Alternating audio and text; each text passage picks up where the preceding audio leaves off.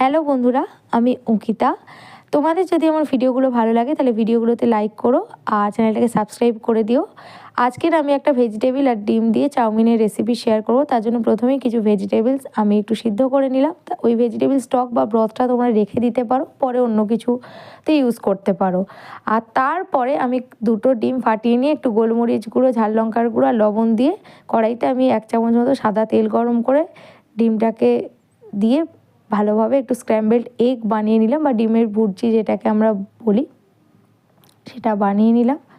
তারপরে আরেকটু তেল দিয়েছি 1 চামচ মতো, তার মধ্যে পেঁয়াজ কুচি দিলাম, লঙ্কা কুচি দিলাম, একটু গ্রেট করা আদা রসুন দিলাম। তোমরা রসুন না চাইলে নাও দিতে পারো, বাট আমি দিই, ভালো লাগে। একটু লবণ দিয়ে নিলাম পরিমাণ মতো, তারপর একটু হালকা করে ফ্রাই করে নিচ্ছি। এরপরে লবণটা কম হয়েছিল বলে আরেকটু দিলাম। আর আগে থেকে সিদ্ধ করে রাখা সবজি, গাজর, বিনস, ক্যাপসিকাম, বাঁধাকপি, আলু, এইগুলো সমস্ত কিছু দিয়ে দিলাম। তারপরে একটুখানি শেজওয়ান মশলা দিয়ে দিলাম।